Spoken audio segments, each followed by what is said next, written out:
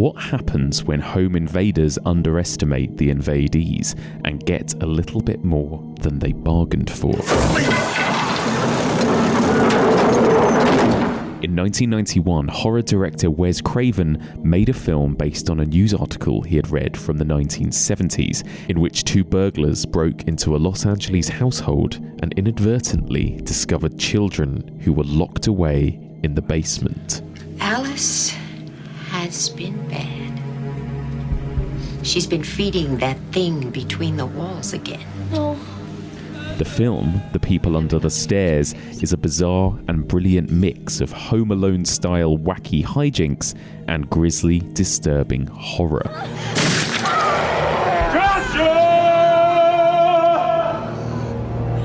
Meanwhile, a decade later, David Fincher followed up his cult hit Fight Club with his own home invasion thriller about three burglars breaking into what they assume is an empty New York townhouse, only to find a mother and daughter living in there who have barricaded themselves in an impenetrable, fortress-like room upstairs. Join me as we continue exploring the evolution of home invasion, and we discuss Wes Craven's The People Under the Stairs and David Fincher's Panic Room.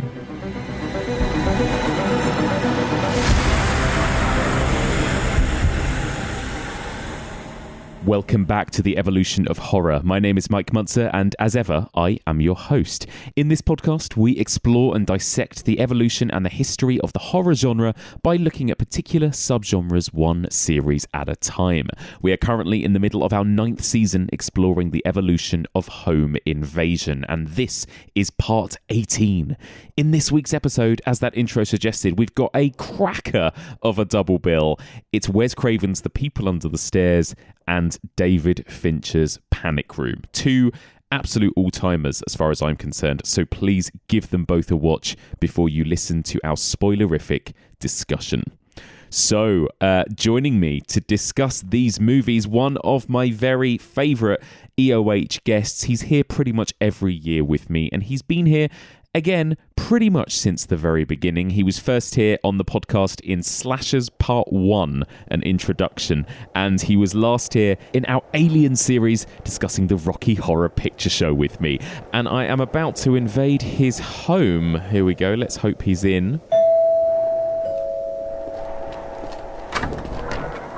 Michael Blyth, hello. Hello. Hello. Thank you so much for letting me come over and invade your home, Michael. How are things? They're good. It's been too long since I've been on the podcast, so I'm delighted to be back. So lovely to have you back. I'm going to get straight into it because we've got lots to talk about.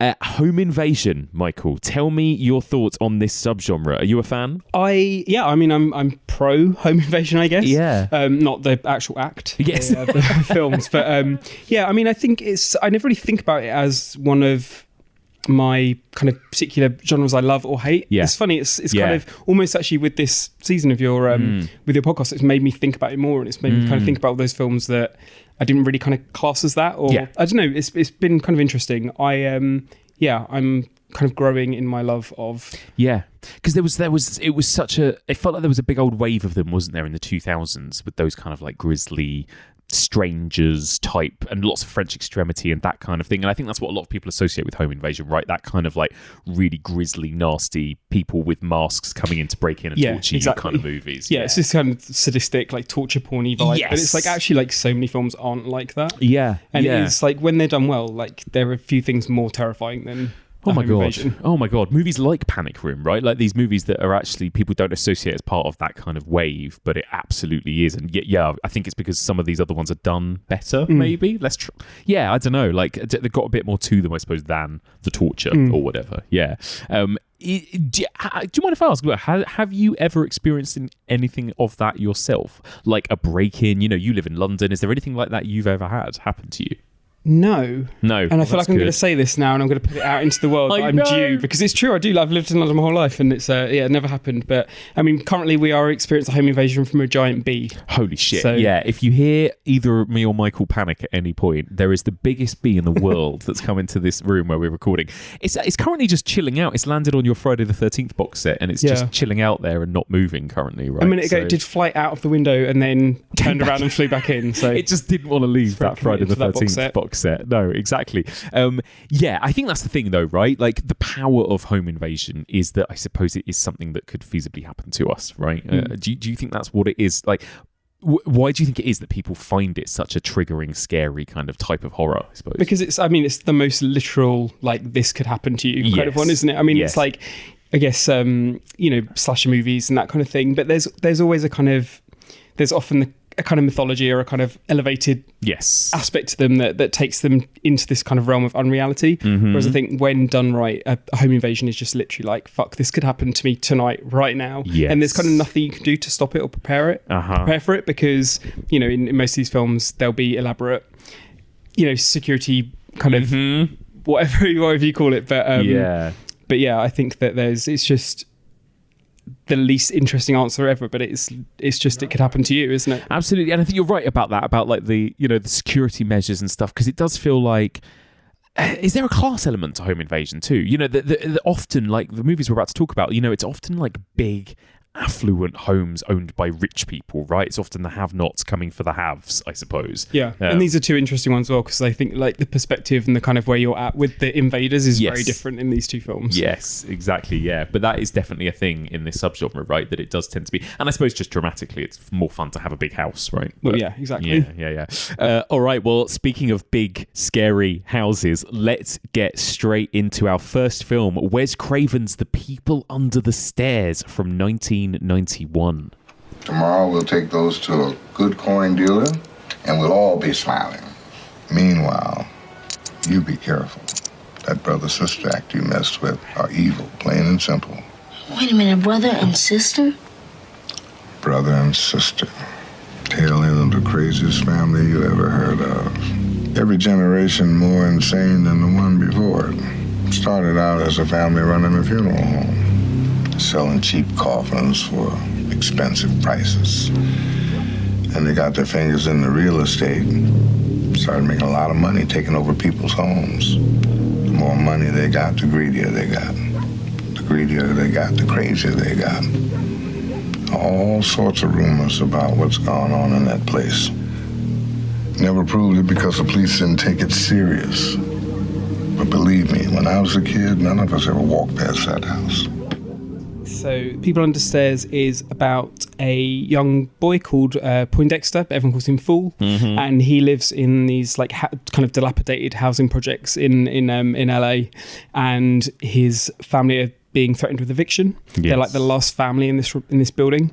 So basically, a sister's boyfriend convinces Fool to kind of basically rob the house of the landlords that are trying to evict them, but it all goes horribly wrong, because once they get inside they find they can't get out and they're trapped in this kind of labyrinthine kind of fun house. It's kind of crazy. It's one of those films that it's quite a kind of underrated Wes Craven film, I think. Agreed. And it's tonally very, very strange. I think it's like, it kind of makes sense that it didn't quite ever find the audience, because it's kind of part like really brutal, kind of disturbing horror film. It's like race allegory. There's a lot of stuff about kind of class warfare in there. It's also kind of like Home Alone. There's so much in there. It's a real kind of mix of kind of satire, broad comedy, brutal horror. And I think that while that kind of works for lots of people that kind of found it, I think it did almost prevent it from finding an audience, because it wasn't that obviously sellable, I think. Agreed, definitely. What do you personally think of it? Are you a fan? Yeah, I love it. It's one of my favourites. Like, it's one of my favourite Wes Craven films. It was one that I've probably watched maybe the most of all his films.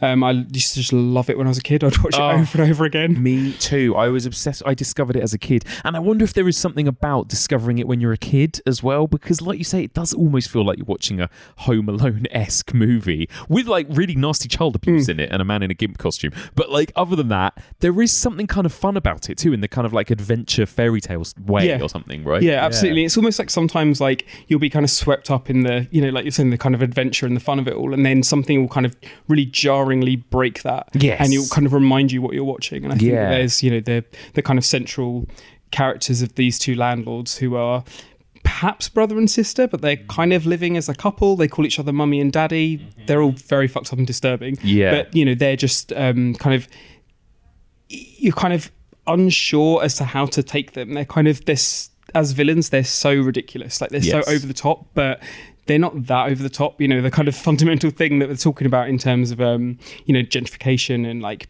people being kind of outpriced and, you know, evicted from their homes is, you know, it's kind of an elevated version of that, but it's really true, like what's going on. I think that it's a really smart film in the way that it feels like a, you know, it feels like it kind of excess in every sense, but actually the kind of central core is pretty realistic. Agreed. That's what's so clever about it, right? And I want to come back to all of that stuff in a minute, but let me just start off by asking you about Wes Craven generally, because you said this is like one of his sort of underrated movies in a way. It's one of his lesser known ones, but he's such an interesting, weird filmmaker when you look at his filmography, right? You know, how do you think he compares to the, you know, the Carpenters, the Romeros, the Cronenbergs, and those other kind of big, you know, kingpins of horror at this time? It's so difficult because I love Wes Craven. Me like, too. Don't get me wrong, I love him, but I think that Wes Craven is, for me, a filmmaker that is only as good as the script that he's filming. He's only as good as the kind of source material. I think that you know, you can watch a lesser Cronenberg or, you know, a lesser Romero, and you get such a sense of them and their kind of personalities and their vision and their, you know, kind of points of view. I think with Wes Craven, quite often with some of the worst films that he's made, he doesn't feel that present in them. And I think it's kind of, sometimes it's hard to kind of think what makes a Wes Craven film a Wes Craven film. Totally. You know, and I feel kind of mean saying that, because in some ways it makes it sound like I'm calling him a hack, which I'm not. I think he's brilliant. And I think that actually his best work is the work that he's written, and that he explores themes that he's interested in. And that's when his films really come alive. I think it's when he's doing those like films that someone else has done, or he's doing something literally for the money, like Hills of Ice Part 2, that you kind of get this sense of him like phoning it in a little bit. Well, it's really interesting because I agree with you, but I'm always a bit torn as to whether or not that's like a feature or a bug, in a way that you can't really define a Wes Craven film. And like, there's something about that I kind of like as well, that there's this, he's so radically different in everything he did. And, you know, like, obviously famously, I know people talk about this a lot with him, that he sort of reinvented horror 3 times, right? And because he constantly evolved and changed. But you're right, you know, you can look at a Carpenter film and go, that's a Carpenter film.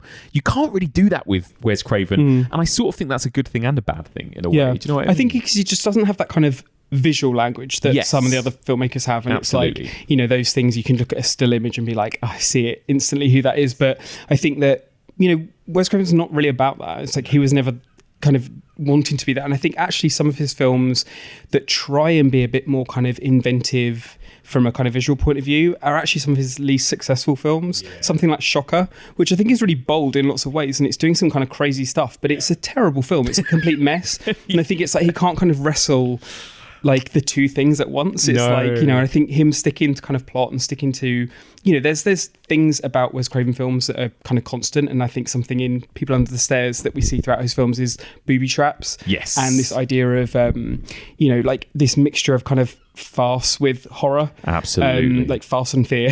It's like, you know, and they kind of coexist, and they're not such a hard thing to do and to work together, but he kind of mostly manages it. I think sometimes it can slightly undermine. Totally. People do say his films can be a bit tonally clunky in that regard, can't they? I mean, earlier on in this home invasion series, we talked about Last House on the Left.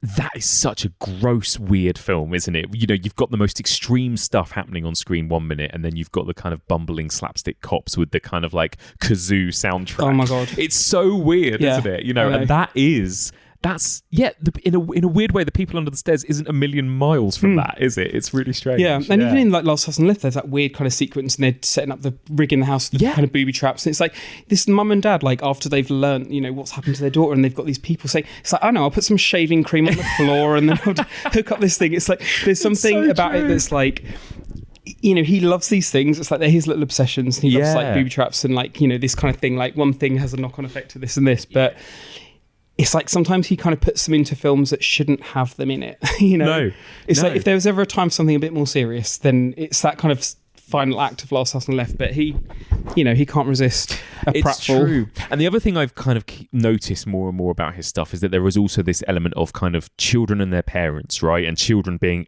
separated or absent parents, or parents not being there for children being attacked or in horror, or, you know, like Last House on the Left, famously, obviously this thing happening around the corner from the house. You've got A Nightmare on Elm Street and, you know, Nancy's mum that kind of locks her up and puts bars on the windows, and the dad that dismisses her. People Under the Stairs, obviously there are all kinds of weird parent stuff going on. Scream even, which I know was Kevin Williamson, but, you know, I always think of like that moment when Drew Barrymore was trying to call out to her mum and can't, when she's had her throat ripped out and everything.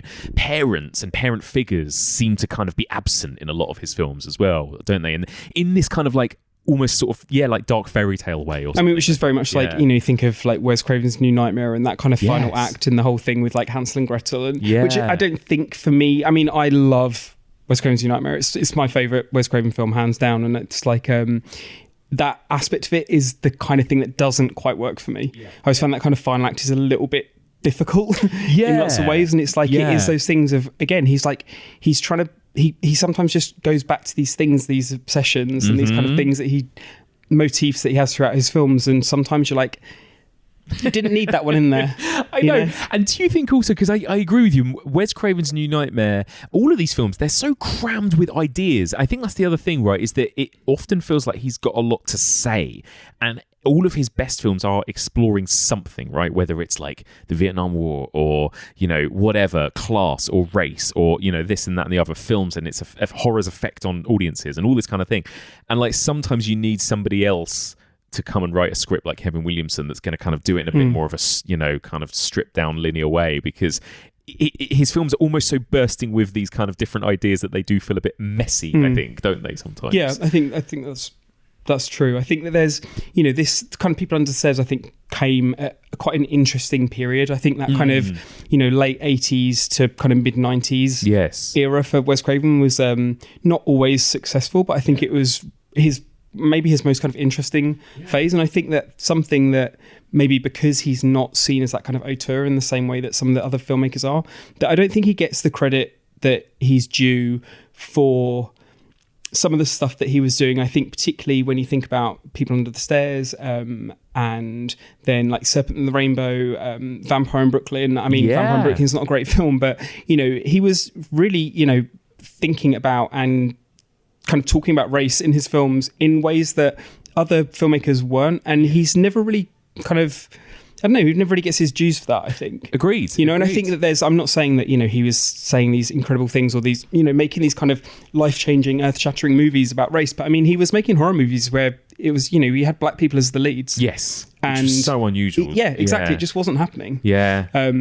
I think that he's, just doesn't really kind of get that talked about. Completely. Whereas I think some other people, you know, get someone like George Romero, and people are always talking about him and his casting and how, you know, what an interesting kind of progressive filmmaker he was. But, you know, I think Wes Craven was really doing that, a lot of that stuff as well. But Agreed. And I think maybe, and I do love him, and he is one of my favourite horror filmmakers, actually, but I do think that maybe he just doesn't have that craft in the way that Romero does he, I think, in terms of actually behind the camera directing a film. I don't know, like it is just sometimes I think that Wes Craven's just a really nice guy, and he's maybe too nice. Yes, absolutely. I think he is, and that's the other thing, right, that was kind of famous about him, is that he kept kind of wanting to get out of horror, I think, as well. That's the other thing, is you almost get the feeling he's a reluctant horror filmmaker, right? He wanted to go off and do, you know, the Meryl Streep film. Yeah, I mean, Music of the Heart really was his most terrifying film. Terrifying. But like, you just get the feeling that actually he, like, this was the thing that he kept getting pulled back to do, but actually he was quite scared of horror. I think I get the feeling of that when I hear interviews with him and that kind of thing. And he's quite a soft, kind man. He seemed, right, really, which is kind of odd when you think about like People Under the Stairs, because there's something about it that's so fucking nasty. Yeah, it's like that kind of central, like thinking about the kind of family unit. That film, in terms of the way that it kind of deconstructs and kind of tears that apart, is. It's like one of the most kind of scathing films that's kind of critical of the kind of, American dream, this kind of like nuclear family and stuff. Totally. But again, it's, people don't really kind of think about it or him as that kind of commentator. So yeah, I think he's interesting. He's like, but when he's bad, he's really bad. Yeah. I think there was something around that kind of cursed and my soul to take. Yeah, actually, all that felt sad. The post-Scream stuff was not good, was it? I mean, other than the Scream sequels, maybe not 3, but that's exactly. Even that's debatable. But yes, his kind of late 90s, 2000s stuff was not the best, sadly, was it? But then that's the same with Carpenter. That's the same with a lot of people. Well, exactly. Yeah. It's like he was still having like fucking huge box office hits like later into his career. It's like there's not many other. I don't think of any other horror filmmakers that had that same kind of success in that kind of last kind of chapter of their career. And do you think as well, like you read up about Wes Craven's life or hear him talk about it, he was raised in this extremely religious, conservative upbringing where his parents wouldn't let him watch TV or watch movies or read, comic books or whatever. And, and it wasn't until he then went off to university and studied English, right? And he started discovering all this other stuff. But do you think that plays into his fears and the stuff that he makes stories about as well? I think so. It's interesting, isn't it? 'Cause it's almost like there's this kind of like rebellious heart there somewhere, but it doesn't ever quite translate in the way that maybe he wanted it to. I don't know. It's hard to know. I think that even now talking about him, and I keep thinking of other things that I'm contradicting myself, and I think about him, being quite, again, sound like I'm being very dismissive, and I'm not at all. Like Hills of Eyes, Nightmare on Elm Street, like these are some of my favourite films. That's it. He did all timers in amongst the weird, messy stuff, didn't he? Yeah. But I think like even something like Hills of Eyes, which I think is just an incredible film. Like I love it so much. I don't think it's an incredible piece of filmmaking. Exactly that. I love it as a film. I love its ideas. I love the kind of gritty, like brutal grossness of it. Like there's so much in there to love. But I mean, it's a kind of crappy piece of filmmaking. Exactly that. Exactly that. That's the thing about him. I think he's not as well crafted as John Carpenter. But then you watch the opening scene of Scream, which I do think is like the most masterfully directed sequence in horror, almost. So he got better. Yeah, no, definitely got better. He evolved. Yeah, the Music of the Heart was incredible. Music of the Heart. I do love that kind of like subgenre of teacher comes in to turn the like underprivileged kids' lives around with music. Brilliant. That's another future podcast. But yeah, so The People Under the Stairs, like a weird sort of slightly lesser known Craven movie. And like you said, I think interesting, right, that it is one of the few movies at the time that focused, the main character is for one thing, a final boy. Another thing is that he's a child, and the third thing is that he's a black boy, right? As well, like even now that still seems so unusual. And do you think that this movie is kind of successfully, I suppose, tackling these kind of themes of class and race and gentrification and all that stuff that it's doing? Yeah, I mean, I think what's really great about People Under the Stairs is it's from Fool's point of view. Yeah. So there isn't this aspect of, I don't know, you think of something like Candyman, which, Candyman I love. It's a fascinating film, but there is something about this kind of like white tourist coming into this kind of black space, and a kind of hero that's coming in, or there's lots of problems in there as well as lots of kind of interesting stuff. And I think the film is in some ways aware of that, and that's part of the kind of fabric of the film. But there is something I know that for lots of people and audiences that they find uncomfortable about it. Definitely. And I think there is a kind of reason the remake existed. Yes, exactly. But I think with People Under the Stairs, you're very much with them. I think you when you're with Fool at the beginning of the film and you're kind of in his apartment with his family, it's not this kind of, I don't know, they're not this kind of family of criminals. He's not this kind of bad boy from the wrong end, wrong side of the tracks, and he's out just stealing, doing whatever. He's forced into it. This is like criminalized poverty, and he absolutely doesn't have any choice but to reluctantly go ahead and kind of do this. So I think in its kind of quite broad way, it is subverting these ideas of, you know, when you're thinking about kind of black families living in the kind of, you know, like ghetto, inverted commas, you know, films of that era. Yeah. You know, they weren't sympathetic. You know, No. they weren't there that you were on the side of those people. You know, they were supposed to be frightening to a certain extent. Absolutely. So it's really great to see a horror film of that time, and it's like, you know, he's your little hero and he's great, and he's like a really smart, like interesting kind of like, he's got a good moral compass. He's making some decisions that he's forced into. They're not even bad decisions. No, he has God. no choice. Absolutely right. And he's a proper hero. And also, he's not an annoying child. I mean, often watching a horror film that is centered on a child can be quite grating, right? Even when it's not centered, maybe it's just a child's in the background, like Bob. Remember Bob from... Bob! Oh, Bob, yeah. Exactly, though. Exactly, yeah. Whereas Fool... awesome, right? That he's genuinely a main character you can get behind in this movie. But he also has that kind of Wes Craven-y... There's something about him that is... you know, kind of when he's in the house, like his kind of, you know, resourcefulness and the way he does things and his kind of like one-liners and his like, you know, he's sometimes he's not quite believable. And I think that's a shame, because I think actually kind of at the heart is this really believable, kind of really kind of quite rich character.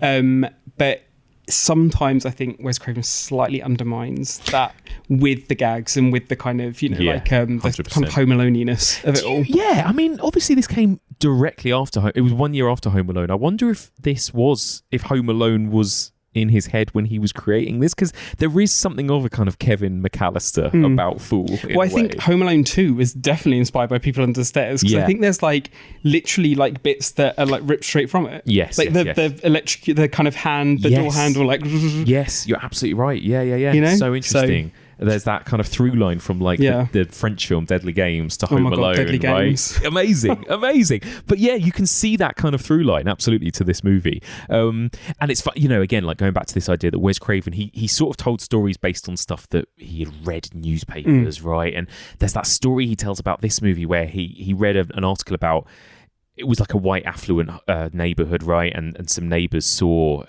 two black men breaking into a house down the street. And so they called the police. The police came.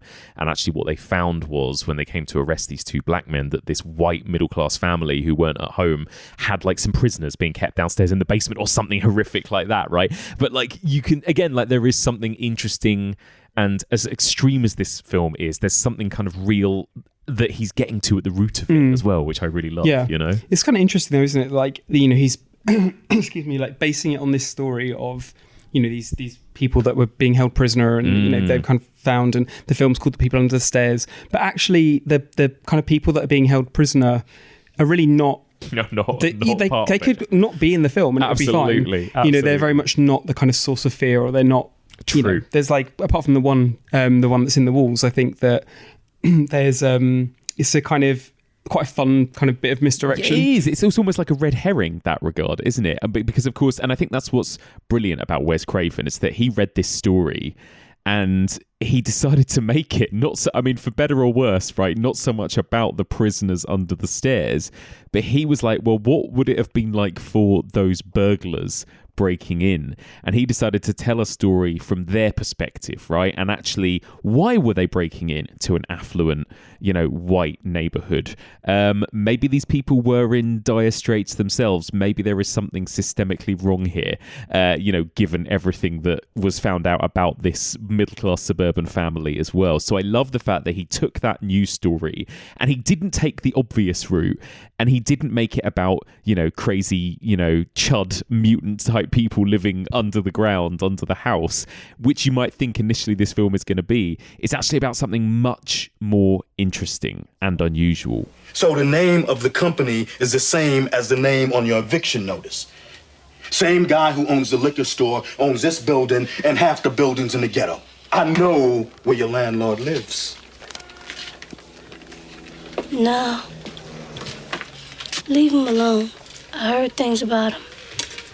Bad things. You heard about the gold? This is from the company that wants to buy the coins the landlord collected. Gold coins. You want to be stupid, Leroy? You don't need fool for that. We got a plan for him, baby. Foolproof. Or you want your family eating beans out in the street?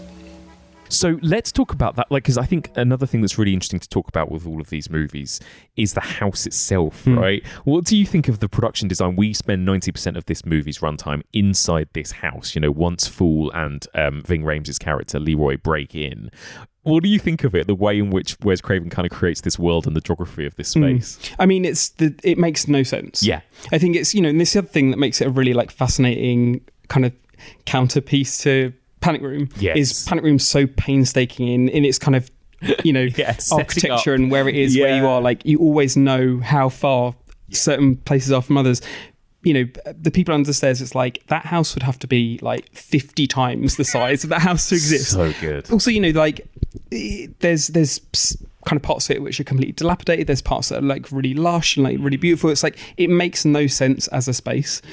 That's cool. That works for me. I think that's kind of part of it as well. this idea that you see something from the outside and you think it's one thing, and then you go in and it's something completely different. It's this kind of TARDIS of kind of hell that you've walked into. And I think that there's something again with his kind of Craven's broad strokes that he kind of paints this house and this family and stuff. But that is where I think it really works for him. I think it is this kind of, there's a surrealism to People Under the Stairs. There is. That's kind of there in the kind of characters and the dialogue and stuff. But I think it's really the house that makes it feel so uncanny. Agreed. It's that kind of...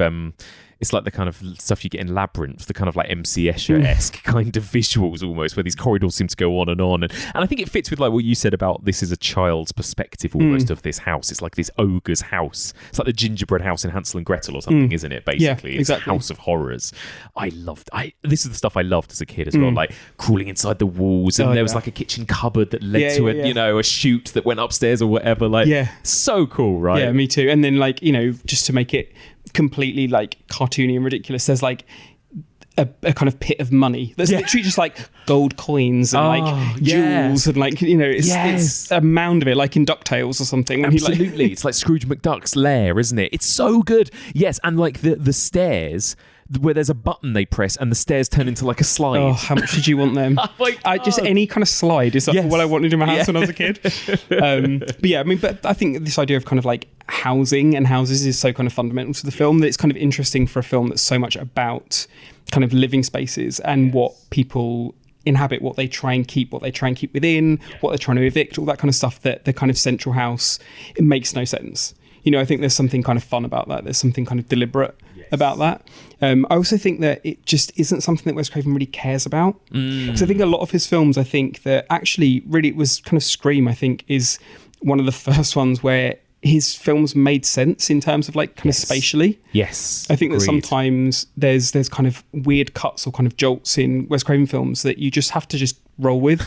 Yeah. He's just not that filmmaker that cares that much about it. And I think that that's fine. Yeah. Not everyone has to be David Fincher and kind of plan out every single shot in advance. In some ways, he's more David Lynch, I think, and we'll talk about that in a minute with the parents, right? But there's also, he talks about, elements of this film came to him in a dream as well. And he woke up in the middle of the night and wrote down some of the stuff that he was dreaming, apparently. And I think it was to do with these kind of endless corridors and all of this kind of thing. But yeah, I love that. You're right. I don't think he cares too much about the sort of logic and real world logic in this film. It is we're in a sort of child's nightmare when we enter that home, isn't it? But he kind of occupies that weird middle ground where it's he's not Lynchian surrealism, but he's not kind of Fincher, realism. So he's kind of, sometimes it feels like it's hard to know what is a mistake, what's intentional. And I think that, these are all the things that add up to that thing of maybe why people don't think about him in that kind of same way. I think that back when when he was still alive and you'd have word of a new Wes Craven film, it didn't come with me with the same excitement that it would do with some other. It was a sense of dread, maybe. Yes. But I mean, I get that with Dario Argento new film. I'd have a kind of oh god. Absolutely. It's not unlike Dario Argento in some ways. Yeah. But it's kind of with Wes Craven, it's it could be anything. Yeah. It really could be anything visually, kind of plot wise, tonally. Who knows what it's going to be. And maybe he doesn't know what it's going to be either. Mm-hmm. No, absolutely. Let's talk about Mummy and Daddy then, our two villains, absolutely monstrous characters, right? Basically no redeeming features, played with performances turned up to 11 by Wendy Roby and Everett McGill, who back in 1991, a lot of audiences would probably recognise because they also play a married couple in Twin Peaks, right? They play Ed and Nadine. So that feels kind of deliberate here, casting them as these monstrous villains. What do you think of these characters and these performances? It's just the best casting in the world, isn't it? I love them so much. It's the best. Yeah. It's like for you, like all those people, it's like, oh, I wish I had more of them in Twin Peaks. And it's like, yeah. Here you go. Yes. Are you a Twin Peaks fan, by the way? I am. Okay, amazing. Very much like I'm that season 1 fan. Of course. Yeah, I find tough. Yeah. The new one. Yeah. But season 1 I think is perfect. Incredible, right? And I came to The People Under the Stairs way earlier than I came to Twin Peaks. Same. So for me, when I watched Twin Peaks, I was like, what the hell? That's Mummy and Daddy from The People Under the Stairs. But of course, this must have been quite deliberate casting at the time in 1991, right? To cast these two people. Especially, I mean, Everett McGill, because I know that the character of Nadine, Wendy Roby's character in Twin Peaks, she's pretty out there and off the wall and mad. But Everett McGill's character of Ed in Twin Peaks is this very kind of like wholesome, kind, together guy, isn't he? And it's really fun to see both of them just go batshit off the wall in this. Yeah.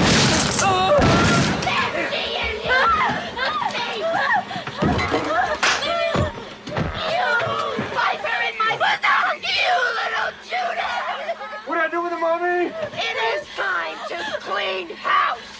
No, definitely. There's that thing of this kind of family unit, and what this kind of I don't know, the dark kind of sadness that exists beneath the surface and stuff. And I think that with David Lynch, he's so good at being like putting that stuff that exists below the surface just out there for everyone to kind of see, and kind of seeing Wes Craven then like riff on that is a lot of fun. I think that the kind of mummy and daddy characters are for me, in terms of the horror, like in the film, it's like that's some of the most kind of horrific moments there. Like I think that there is something, there's sometimes it can be a little bit too obvious for me. I think like sometimes when you've got him in like this kind of leather gimp outfit and stuff, and it's like, okay, here again, once again, we kind of see, kind of psychopathic, kind of sadistic behavior like linked with like S&M subcultures. And it's like, oh, they don't have to be, can we stop doing that? Yes. But I mean, this is 1991 or whatever, but still, Wes, you should know better. Yeah. But there is something, even I remember as a child like finding that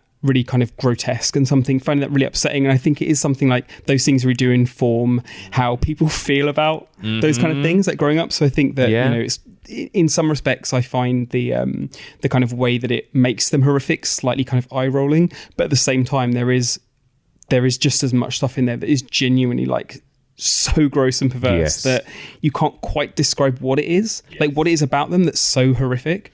Right, exactly. Is it this kind of like hint of incest? Is it this like idea of, them kind of kidnapping these children, which doesn't even seem to really be that much of a focus in the film. It's like, that seems to be like one of their greatest crimes, but I don't know. Like, and those zombies seem like, they're not even zombies. Like, I don't know why they look like that as well. What did they do to them?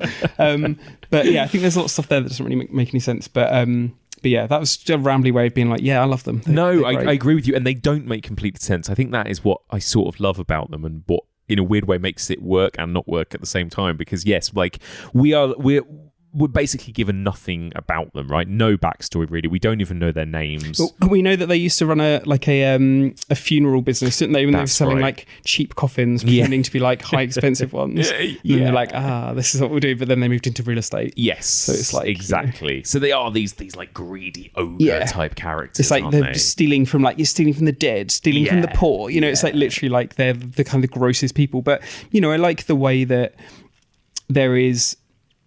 They're so kind of openly racist, and I think it's really important in that film that they are. There's a kind of line where Mummy says, we need to get this like last family out, and then we can get some good clean people in.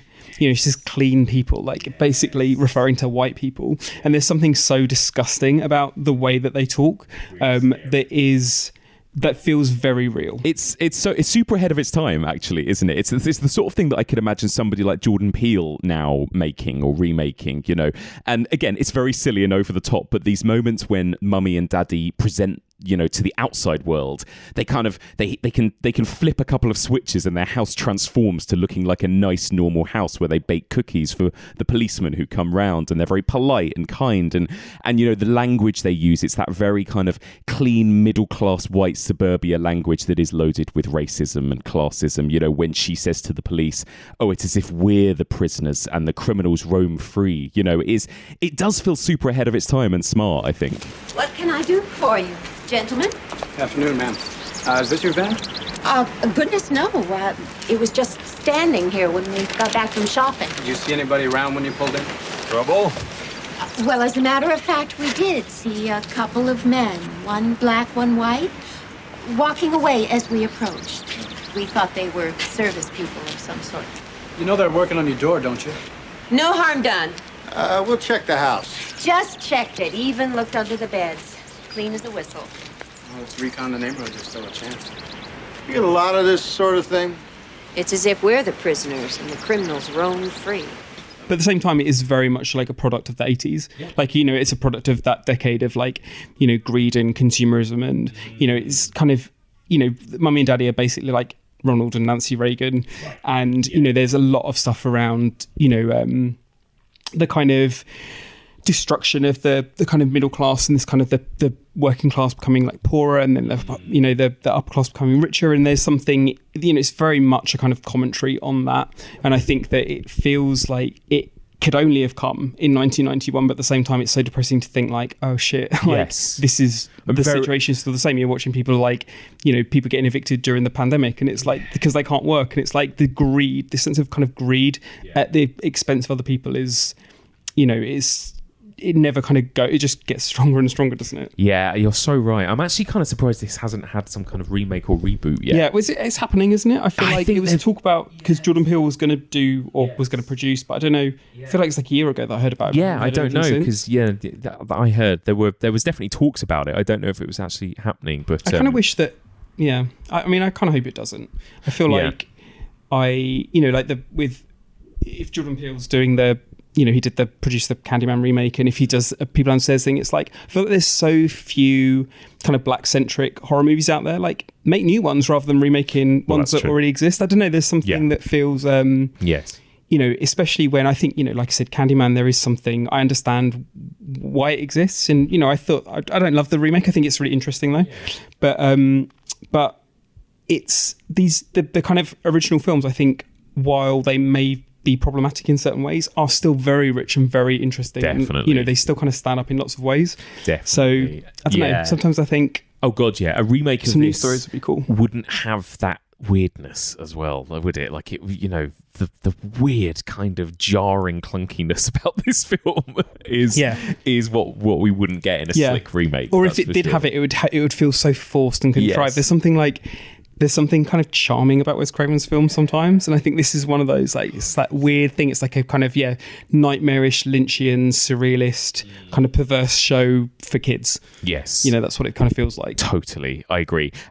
So do you how do you see that I think the most disturbing stuff in this film is probably Mummy and Daddy's relationship with Alice, the daughter, right? There's this reveal partway in that there's this girl being kept upstairs. And again, it's kind of hinted at, right? But is this a kind of sexually abusive relationship? But I think that stuff is some of the stuff that I remember watching it as a kid being like, oh, this is like a proper horror film. Like, this is a really, really nasty horror film. That stuff is still, I think, quite disturbing. Yeah, right? I was used to the bit that used to always get me when I was a kid was when they put her in their bath, with the boiling water. Yes. I used to find that very... Really disturbing. That really stuck with me. But at the same time, I think the character of Alice and this idea of kind of child abuse, which is very much present in the film, isn't really something you think about that much. It's not something that I think about that much when I think about the film. I think of the fun first, and then I think of the abuse later, and it's kind of odd in that sense. And I think that I don't know. Does that make it? Is that a bad thing? I guess, because I think that maybe it doesn't feel. I think sometimes the film is such a great, fun film to watch that it's easy not to... I don't know. Sometimes I think it should be more upset, more harrowing, more... Yeah. Like in the way that he insisted the Last House on the Left was, you know, that it was supposed to be this most unpleasant experience because that's what he wanted people to feel right at the time. And then you're right. I mean, if anything's going to make you feel even more uncomfortable, I suppose. But yeah, like you're right. Whereas this movie is like, absolutely, it's a fun ride, isn't it? Just with these moments of like, oh my god, yeah, it's like if you did describe the plot to someone, it would sound much. It'd be a very different experience, you think, than actually kind of watching it. Yeah. It is. It's really strange. But maybe there's something about Wes Craven. I remember when I was a kid, and there was when I've been a teenager, and there was like a book came out about Last House on the Left, and it was like a very kind of like, you know.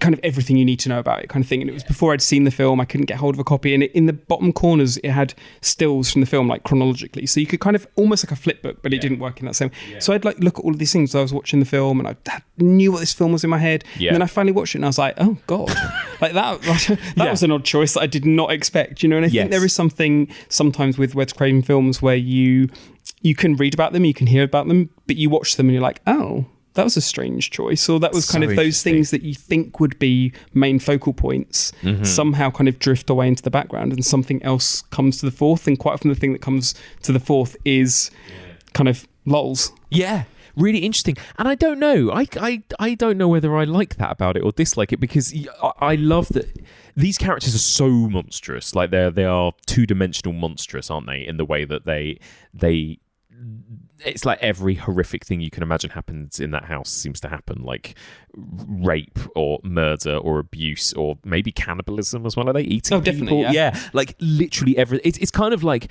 they're like the Leatherface's family, but worse, aren't they somehow? And it's I don't know. It's just another thing that happens here is child abuse. You know, as and well. It's almost like sometimes like because they're so monstrous and they're so kind of ridiculous and they're kind of villainy behaviour that. Them being these kind of disgusting, kind of greedy landlords that are evicting people, and you know they're kind of feeding off the kind of grief and the poverty and the kind of horrific situations of other people. Feels like it kind of, it's like, oh well, they're just monsters. Yes, you know, it's like they're not real. So it's like actually the kind of, maybe it does that thing which slightly undoes the kind of social commentary. Sure, where we're talking about very real things that are happening, but actually because it's painting them as being, you know, the product evil, of these kind of, and, exactly.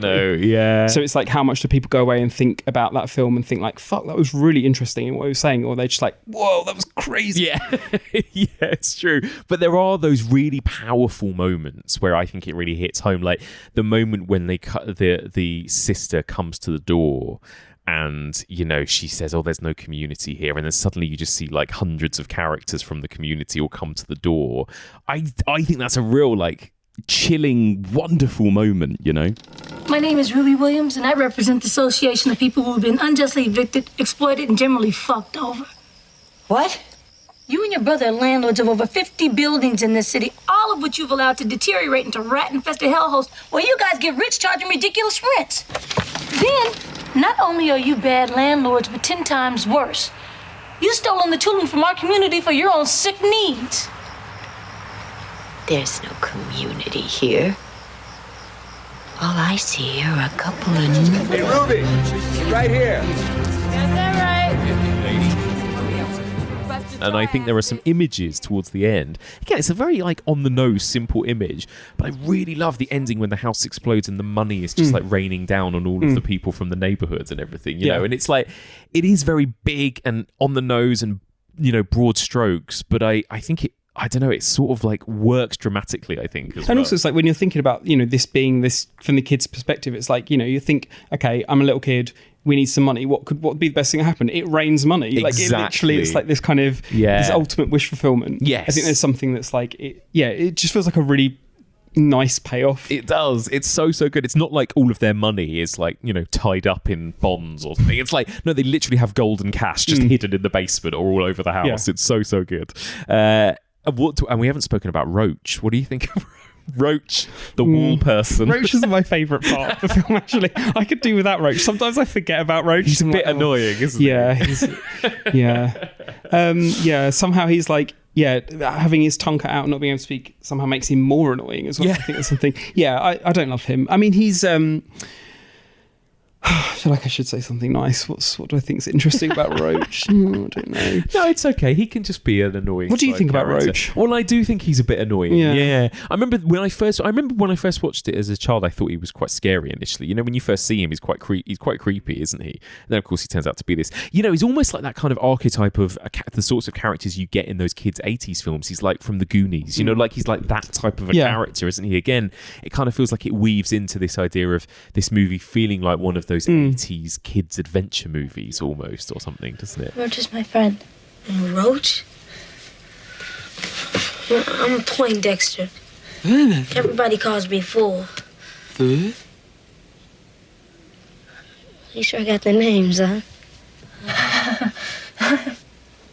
And also, you know, he does like serve as a nice kind of you know, like a kind of opposite to what we might normally expect from those films, where you might get the kind of black kid helping out and then being killed, and then like, you know, the white person's allowed to be free and kind of live their life and be happy. You know, it's like the kind of opposite of that. And I think there's something kind of interesting. And again, it's not something that people really give Wes Craven the credit for. Like, no, you know, it's like you think about the kind of tropes and the kind of stereotypes of African American people in kind of Hollywood movies, horror movies at the time. You know, he's really subverting that with the character of Fool, and it's like people don't often talk about it. So right, you're so right. Also, speaking of flipping, you know, kind of the tropes, I've never wanted the dog to die more in a horror film than I have in this movie as well. Because that dog was quite scary too. It's really scary. I think dogs in horror movies, I always want them to die. Yeah, I suppose so. Cujo, you kind of want the dog to die. Yeah, it's true. It's true. The dogs can be pretty scary. Sorry, dog lovers. I don't want your dogs to die. Just Cujo and this dog in. Because it's always considered such a taboo, isn't it, to kill the dogs, to kill the pets, you know. But, oh my God, pets. That could be your next season. Yeah. Sorry, I've just gone off topic there. I mean, actually, I love a pet horror movie. No, absolutely, you're right. But yeah, no, I think, you know, all of that stuff, again, like the dog that is like, it's like a monster. Everything is like a child nightmare or monster, isn't it? It's like a picture book of child horrors almost, this. And again, it kind of speaks to what this film is like, really, that we haven't really spoken about the people themselves under the stairs, but they are almost, like you say, a bit incidental, aren't they? What are they? They've got kind of grey skin from not being outside for years? I don't know. They've all got this weird long hair and this like weird terrible makeup, and they kind of look like zombies, don't they? They look like, but well, especially when they all burst out at the end, and you know, there's like a Day of the Dead-esque moment there, isn't there?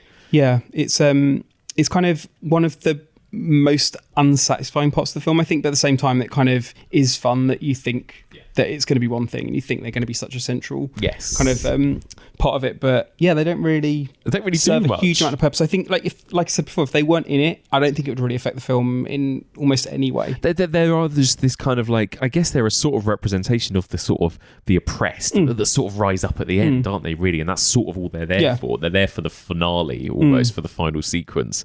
But again, I do love that kind of final sequence of people bursting out of cupboards, and again, the way in which Wes Craven kind of uses the house in that kind of final sequence is so much fun, I think. And again, Wendy Roby goes all out bonkers when she gets the knife. Oh yeah, that's like the best bit, isn't it? So good, isn't it? So good. Yeah.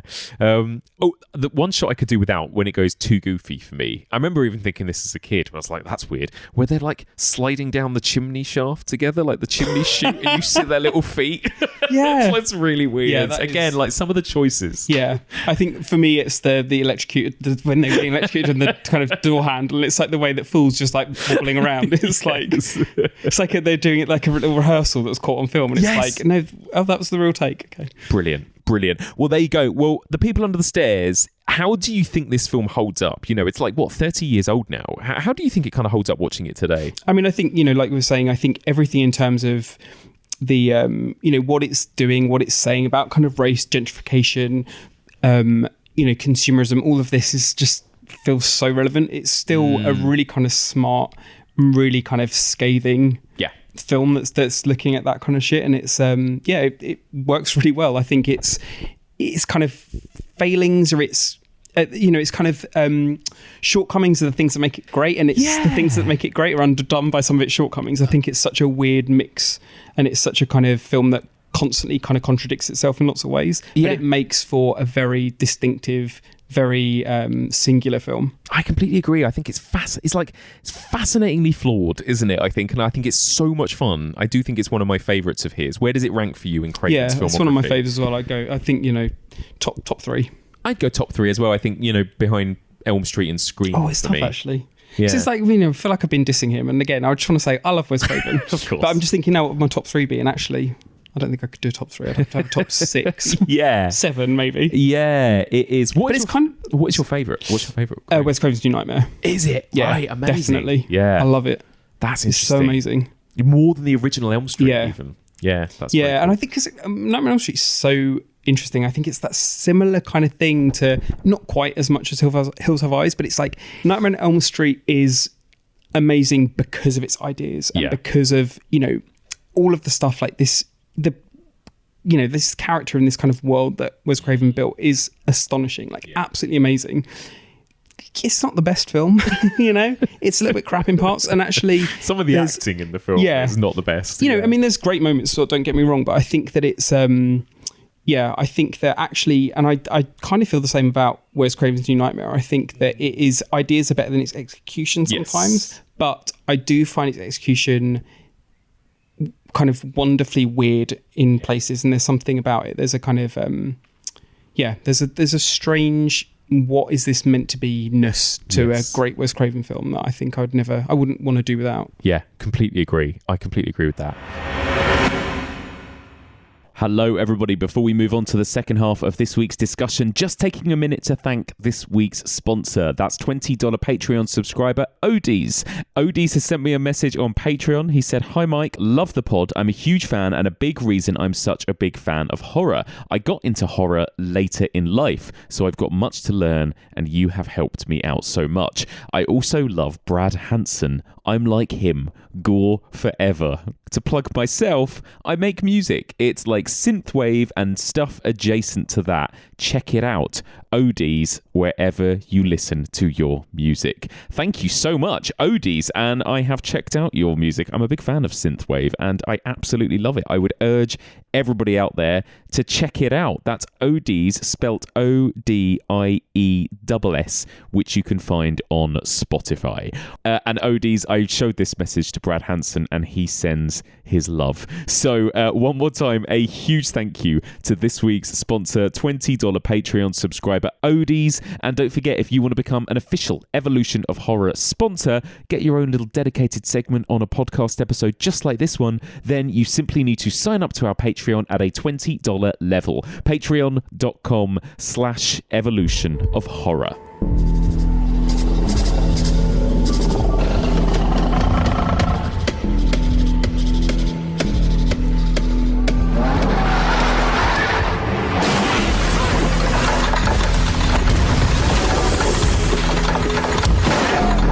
That strange little sound effect there might ring a bell to you if you were a big fan of a certain TV show that ran from 2004 to 2010. That was the noise of the weird monster, the smoke monster, from Damon Lindelof and Carlton Cuse' hit mystery box TV show Lost. Quite a divisive show, I would say. If you say the word Lost to somebody these days, they're either going to get very excited or they're going to roll their eyes. But that is the topic of the discussion on Patreon this week. For $10 patrons, we've started a new strand which we're going to do semi-regularly called Small Screen Scares, where I'm joined by a different guest and we're going to discuss a different horror or horror adjacent television show in depth from beginning to end. So I was joined by Lost superfan and TV critic Jacob Stolworthy to discuss Damon Lindelof and Carlton Cuse' hit mystery show in spoilerific detail. We talked about Lost for so long, in fact, I had to split the discussion into 2 separate episodes. So you will now find on Patreon 2 episodes dedicated to all things Lost. We go through all of the characters, each of the seasons, one by one. We go through all of the mythology. We discuss the smoke monster, the mysterious numbers, all of that stuff. And we, of course, talk about that controversial final episode. So if you want to hear that discussion and more small screen talk here on the Evolution of Horror, you need to sign up to our Patreon, patreon.com/evolution of horror. $5 per month will get you a couple of episodes per month, including our monthly Fresh Blood strand, but $10 will get you access to all of our mini seasons and strands, including the small screen scares. patreon.com/evolution of horror. Okay, let's return to the second half of this week's episode as Michael Blyth and I venture from a big spooky house in Los Angeles to a posh townhouse in New York to discuss David Fincher's Panic Room from 2002. It's called a panic room. What?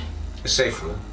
A castle keep in medieval time. I've read about these. They're quite in vogue in high-end construction right now. One really can't be too careful about home invasion. This is perfect. The alarm goes off in the middle of the night. What are you going to do? Call the police and wait till Tuesday? Traipse downstairs in your underthings to check it out? I think not. Board concrete walls, buried phone line not connected to the house's main line. You can call the police, nobody can cut you off. You have your own ventilation system, a bank of surveillance monitors that covers nearly every corner of the house. This whole thing makes me nervous. Why? Ever read any Poe? No, but I loved her last album. What's to keep somebody from prying open the door? Steel. Thick steel. Very thick steel. Full battery backup. So even if the power's off, it's still functional. Oh my God. Old Sidney didn't miss a trick, did he? Open it, please. And with kids like he's apparently got, no wonder he wanted a place to hide. Please open the door. That is highly inappropriate. Open the door, please. So Panic Room is a recently divorced woman and her 11-year-old daughter moving into a kind of fancy kind of brownstone house in New York, and on their which has a panic room in it. Yes. And on their first night in the house, 3 men break in to basically get hold of some bonds that are in there, buried away somewhere in the house. Some MacGuffin. Basically, it's just like the most kind of simple home invasion that you could imagine. It's like the setup is literally people moving into a house. The first night, people break into the house, and then the rest of the film is this kind of cat and mouse game. Yes, they need to get into that panic room. The main characters can't leave the panic room, basically, right? What do you think of this film? Are you a fan? Yeah, I love it. It's so good. It's we were saying a minute ago, it's before we started recording, that it's kind of often thought was like lesser Fincher. It's like, it's always one of those kind of, like, if you had like, a top 10, it'd be always about number 7 in people's lists. Absolutely, yeah. For me, it's like, it's one of my favorites. And I think it is that thing of, because it's so purely unashamedly genre, people dismiss it as simple. People dismiss it as being trivial or less than some of his kind of other stuff, worthier stuff. And I think, this is the thing, we've talked about this a lot when I've been on the podcast before, that people are dismissive of horror because blah blah blah. And I think Panic Room has that same kind of thing. It's like, they hold it up against like Seven, which is supposed to be kind of this elevated, thing, or it's because it was his first one after Fight Club too, right? So I imagine after Fight Club, which is like full of like like social commentary and all this kind of stuff. I mean, I don't really like Fight Club, if I'm being honest. It's very much like my lesser kind of end of Fincher, and there was something simple about Panic Room, but actually, like, when you watch it, and the thing about Fincher is, Fincher's like a technical director. Yes. Fincher's not like a writer, and he's not that polar opposite to Craven, right? Exactly. He's like, someone else kind of gives Fincher the ideas, and he's like, how do I bring these to life? Yes. And the ways that he does it is incredible, and I think Panic Room is kind of almost like the most perfect kind of example of his filmmaking powers. It's like, give him this relatively simple story and look at what he can do with it, and it's kind of incredible. I think that sometimes it's almost too much for me. Like, there's moments that I don't think work or don't think are kind of necessary, but they're always interesting. I think he's always doing something that is like, he really believes in, it's like nothing's an accident. I think I love that about his work, and I think that I think it just gets a hard time because of its supposed simplicity. But sometimes simplicity and kind of make a film like that can be very difficult. Oh my God. To kind of when you strip it of kind of everything apart from like the bare essentials. what are you left with? And actually left with a fucking insane, like, it's so exciting. Yes. Like, every time I watch it, it's so like there's good. like that bit, they're running in the door. It's like, oh you're my like, God, going out to get the phone and come back in, all that stuff is so good. You're right, and it is, like you said in your plot synopsis, in some ways it's the most basic plot you can have, and so it's only because of Fincher's eye and all the actors in it too, actually, because everyone in that film is a big name and is really good at what they're doing, I think, in the film. But that is what elevates it into being this incredible experience, because it's such a good film. It's so tense. It's like sustained tension like I've never felt, from beginning to end, basically, isn't it? It's so good. I think Panic Room's also really good at kind of creating these characters which aren't really actually the characters you think they're going to be. It's like one of those ones, like, if you in similar way to what I was saying before, if you like read the synopsis, then you kind of have an idea of what it is. Like, the kind of mother and daughter who are Jodie Foster and Kristen Stewart, when Kristen Stewart was like 11, I think, when she made the film. They're not, that kind of like mum and daughter in a kind of film way. They're not like best friends. They're not there's a kind of, they're reeling from the, this kind of breakdown of the family. There's this kind of, I think, this sense or idea that the husband cheated, and there's a kind of mistrust in kind of, that I guess that kind of family unit, it broke down. It's like there's a kind of sadness there that exists, and I think that there's not these kind of motivational talks that they have with that she has with her daughter. No. There's not these kind of big moments of like exposition and thinking about the future. It's very much just exists then and there in the moment. Yeah, and I think so few films do that.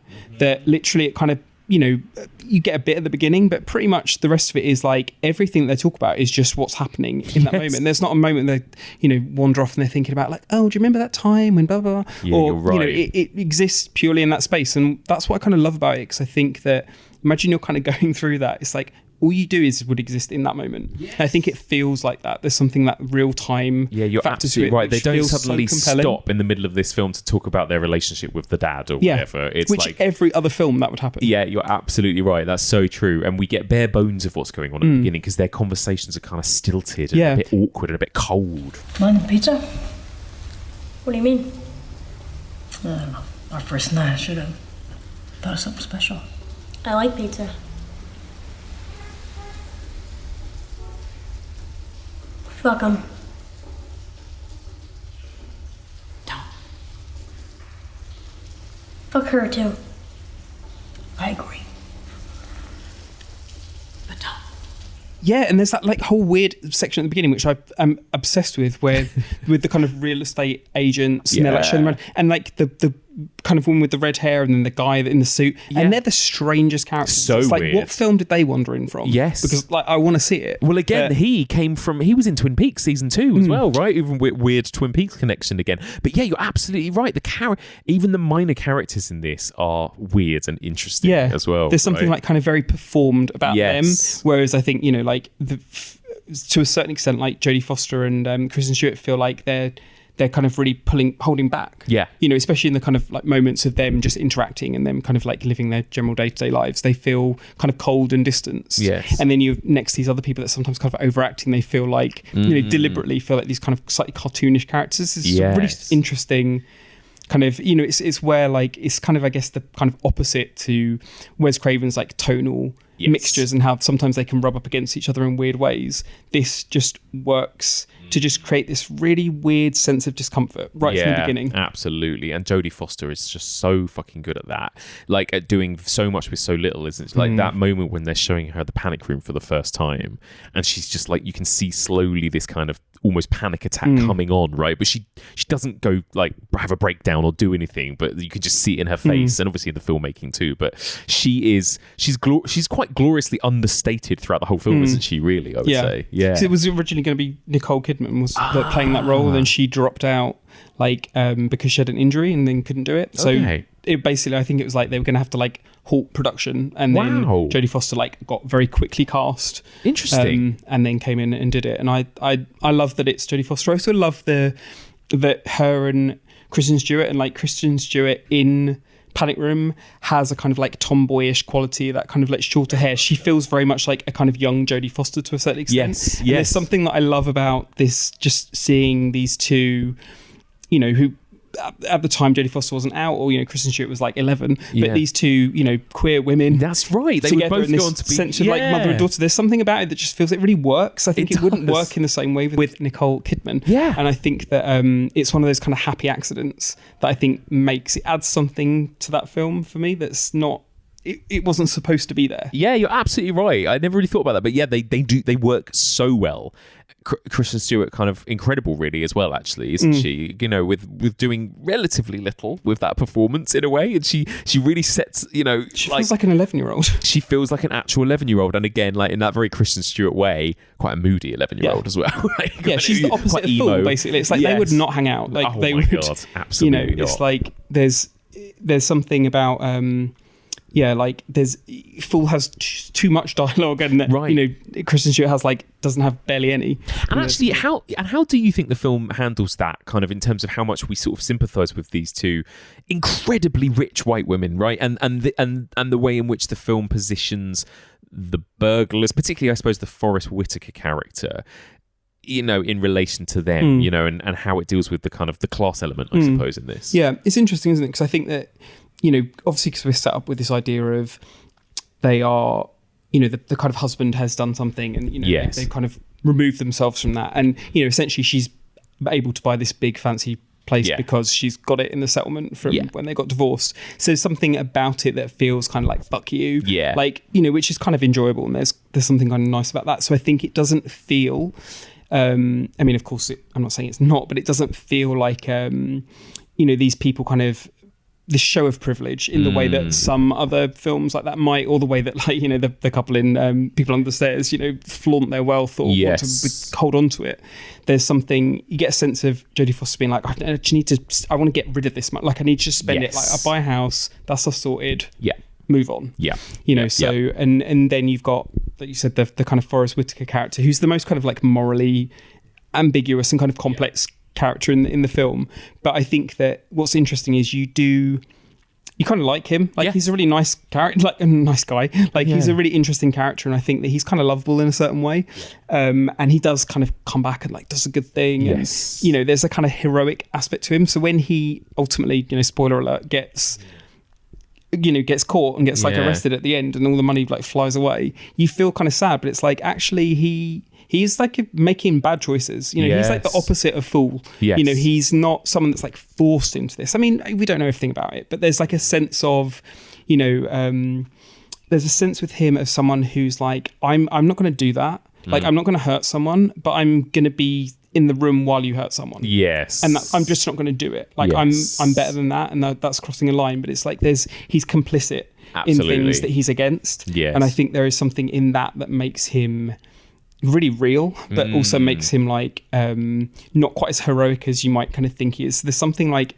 really depressing about the ending when he gets really depressing. But at the same time, it's like, I don't know, it feels kind of somehow kind of fitting for that character. But at the same time, I think one of the things that I don't like so much about Panic Room is the kind of police being these kind of heroes at the end. Like, this kind of sense of that. I think there's something about that would be very different, I think, if it was made now, that moment when the police arrest the black guy at the end, I think it wouldn't be quite that same moment. And there's something, because like, Jodie Foster's so resourceful, and she's such an interesting character in that film. And I think, again, thinking about things like booby traps and stuff, like there's an element of that, like DIY fixes that feels really real in Panic Room to a certain extent. I mean, I wouldn't know how to do any of this, but there's something that feels a bit more kind of real about it. And it's kind of like annoying that, I don't know, this kind of police presence at the end feels like, oh, fuck off, like I don't need that. Absolutely.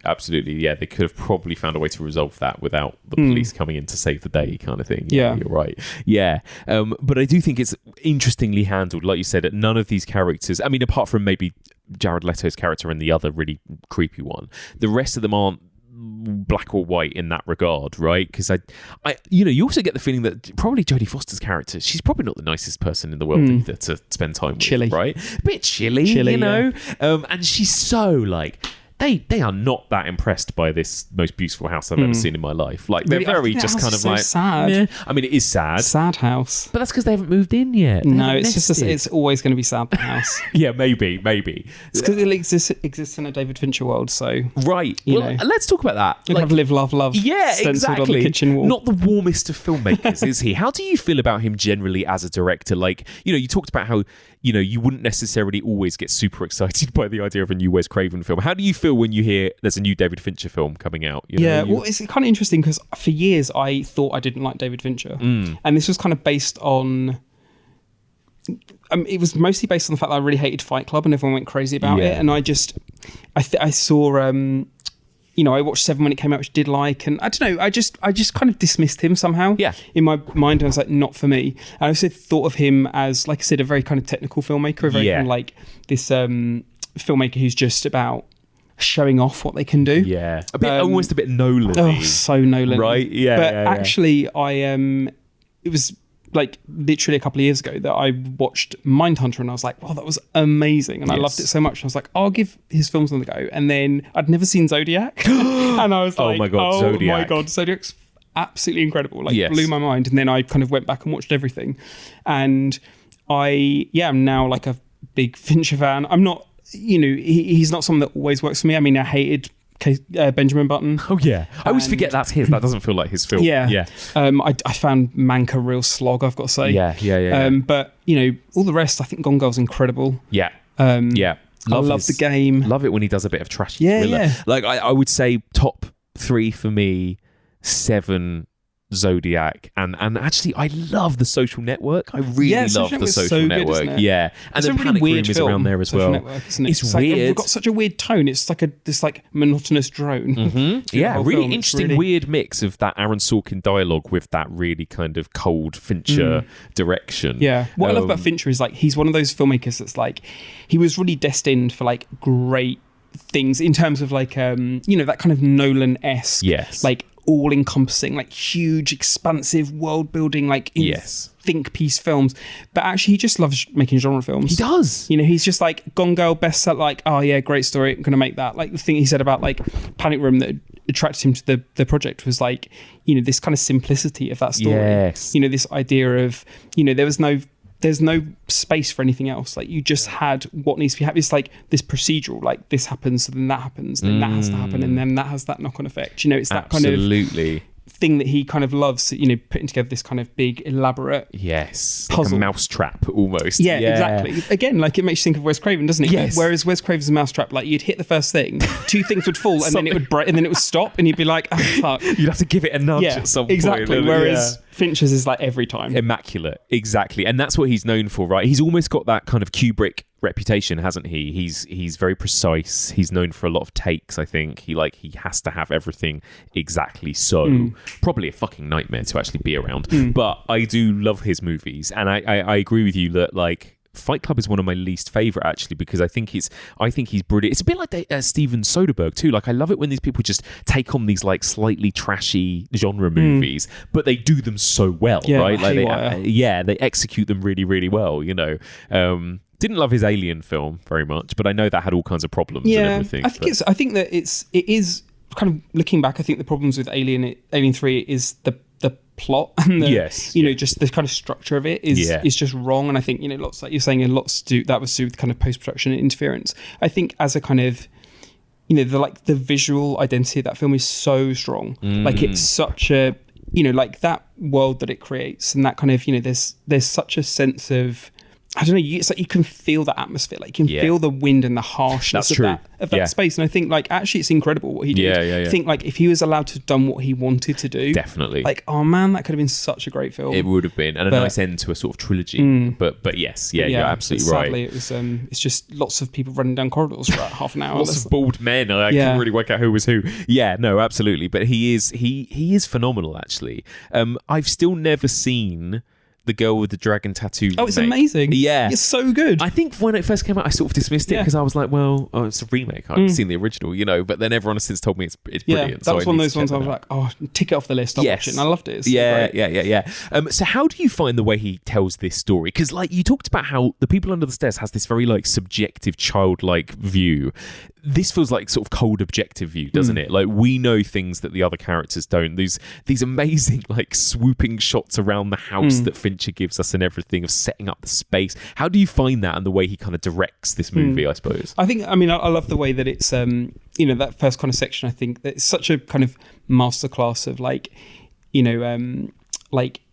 kind of tight storytelling of like how to kind of give information that doesn't feel like kind of eye-rollingly expositional and stuff, is to have this, like, we're going to be estate agents showing you around the house. So it's like literally get a tour of the house, like this tour of this space that you're going to be in for the next 2 hours with these people. So you get a sense of, okay, I know where everything is, I know what's kind of going on. Even the way that you've got Kristen Stewart on that kind of scooter and kind of like wheeling about. So it's like it's very clever in the way that it kind of takes you through that space.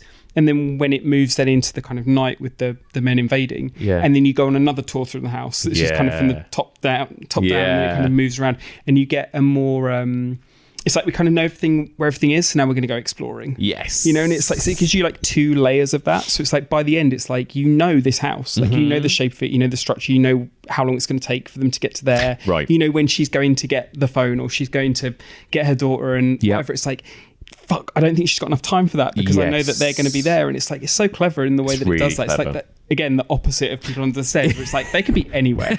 Like, who knows so true. where it is. So true. But there is, it feels like, in that sense, like, Fincher really feels like an architect in that film. He does. He feels like that is, it does feel like kind of slightly, like annoying, kind of, obsessive man that's like, this is how it should be, but it's like, actually for that film, that's exactly what it needs to be. Absolutely. I love those like moments with the set, like, 'cause it was obviously all built on like a soundstage or whatever, and it's like those bits where it's like kind of the wall is missing, so you're kind of looking through, so you can see like the kind of side of the stairs. So it's like stuff like that. I love it so much. Like a dollhouse. It is like a dollhouse. It's really clever, that. And there are those moments too, which have maybe make look a little bit dated, because it almost goes a bit through the keyhole CGI through the keyhole. I remember at the time in 2002 thinking that was so cool, like this kind of omniscient kind of presence, this camera gliding around this house, and it can go anywhere, and it goes in through the moment when they're filling the panic room with gas, and the camera kind of takes us through the tube from the gas canister into the room and through the vents and everything. It's very of its time, I think, that stuff, isn't it now? But it is a very cool, again, it's like the ways in which he chose to make this story visually more exciting, but also more impactful, like you said, in that we are getting to know the space so well. So clever. I definitely they're the bits that work least for me. I think they're the bits that I kind of find them they do feel like showing off, like Absolutely. showing what you can do. But I think Fincher has been someone that's always kind of interested in like new technologies, so I think that he's it's like, it was groundbreaking like at the time, and like the way that he was using stuff, the stuff that he was doing was interesting. For me, it doesn't feel like, I think it's one of those few things that those bits don't necessarily serve the story in the way that everything else does. I don't think you need to go through a keyhole to understand a space. Absolutely not. I think I think they're those moments, it's like, that take me out of the film. Yes, absolutely. Where you're thinking about whereas the director. Everything else, you're like, like you're taking it in. You're kind of, it's like he's teaching you the layout, and you're kind of learning it and you're trying to remember where everything is. Because you're right. I mean, even that idea of him showing us a room from where there would be a wall, you don't actually necessarily consciously clock that a lot of the time if you're not thinking about it, right? As well, it's kind of it's almost kind of like goes unnoticed. Whereas those shots, you very much are thinking about it, right? I love how he does like the with the lift and the kind of hall, and it feels like a split screen moment, and those kind of things. It's like all those kind of gimmicks. They're so cute and they look amazing. But they do something. They kind of position. It's the sense of space that's always kind of talking about. Is the kind of through the keyhole moments don't quite land for me, but hey, it's all right, David, I forgive you. Yeah, exactly. It can't be too perfect. What do you think of our villains then? Like we talked a bit about Forrest Whitaker's character, who's the kind of most interesting, nuanced character. Then you've got Jared Leto's character, and you've got the other guy, Raoul, is it? Crazy Raoul. Really scary.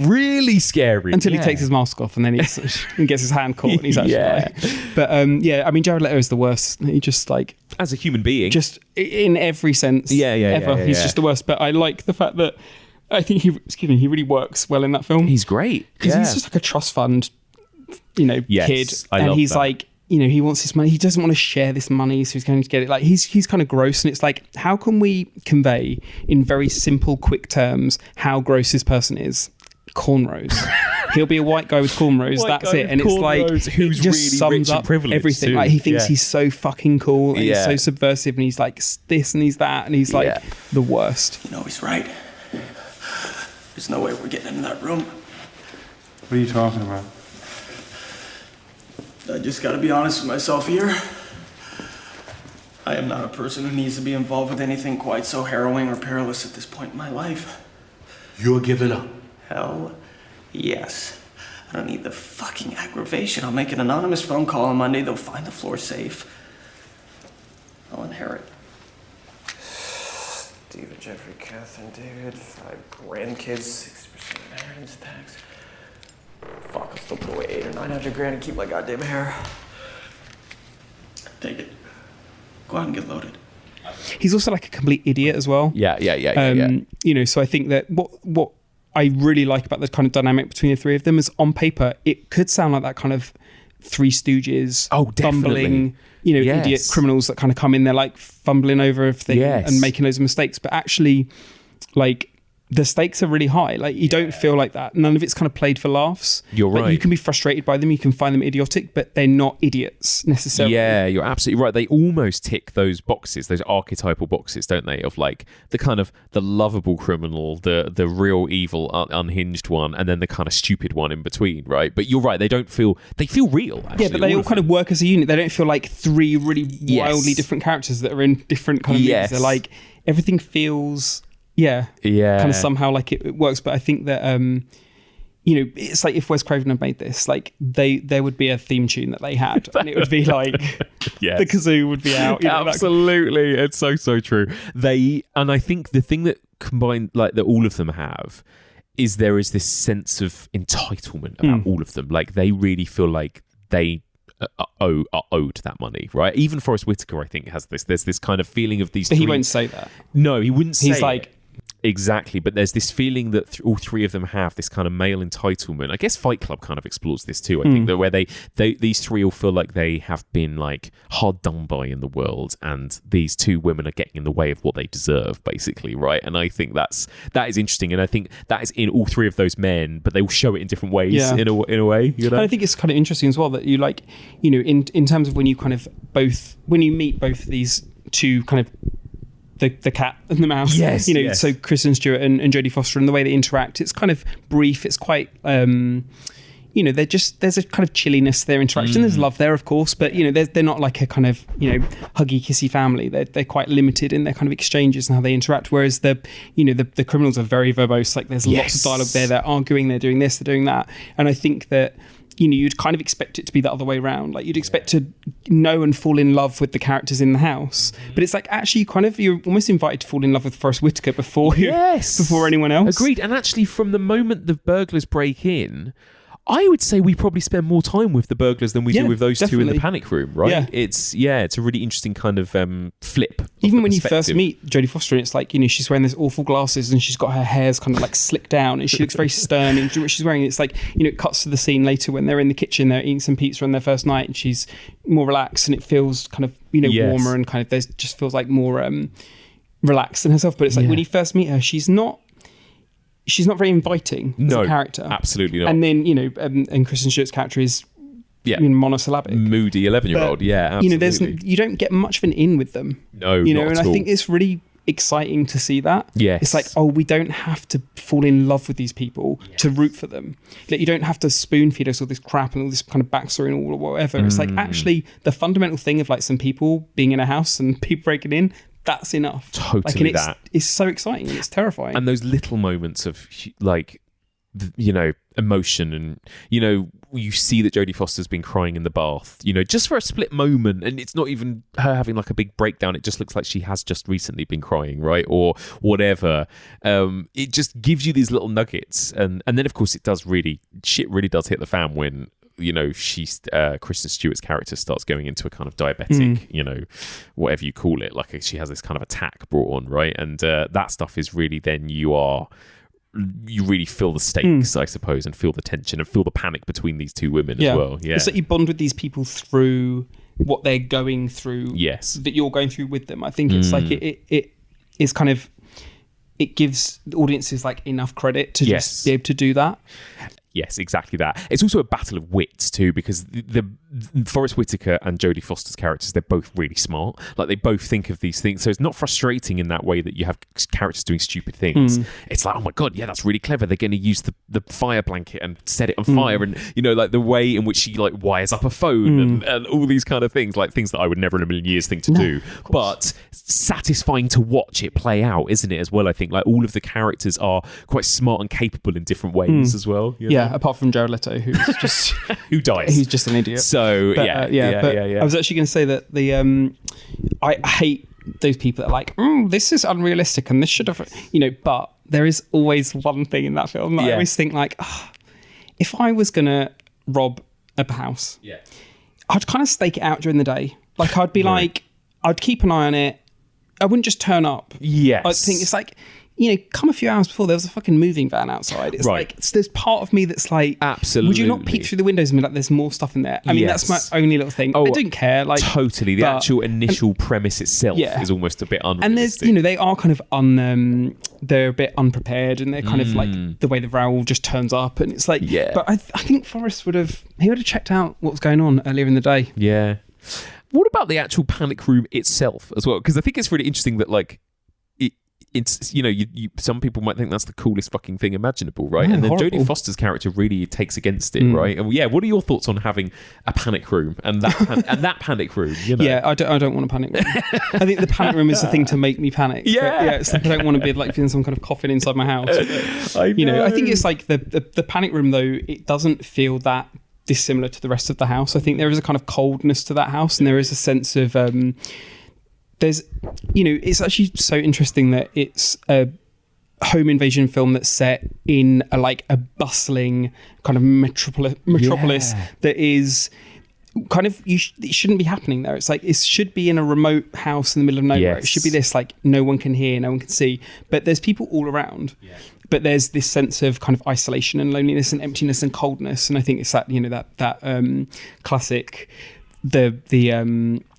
the isolation that you feel in the kind of busiest of spaces, right? Wherever it might be. But exactly. Yeah, there's that perfect moment, isn't there, when they're yelling through the pipe or they're Morse coding with the torch. You finally see that neighbour get up and see it through the window, and all he does is pull the blind down. I just love that. It's like, who the hell would be like, it's Morse code? Yeah, be like, no, just stop fucking kids shining a light in my window. Exactly. But yeah, I think there's something about it feels really real. This sense of like, you forget that there's people everywhere around them outside, but they feel completely alone. I think that, you know, this like panic room is just another version of that within this kind of version. They're in this kind of tomb of sadness and isolation and loneliness that they're kind of going through. You know, it's I think what's really amazing about the kind of set design and the kind of art direction of the film is that he manages to make that house feel like something you would buy because it's an amazing house, but also look like a really fucking gloomy, depressing, horrible place that you'd never want to live. You know, it's not too far that it'd be like, this, why are they buying this? It's a beautiful house, but there's something about it that's like so cold and depressing. You know, the classic Fincher non-stop rain doesn't help either, with the kind of open window at the glass at the top, but there's something. It's just a grey film. That's what you think about. It's such a grey film. When you think about the panic room, think about this kind of steel and metal and what it is. It's just, you know, it's just grey. Like, at the heart of that film is grey. Yes.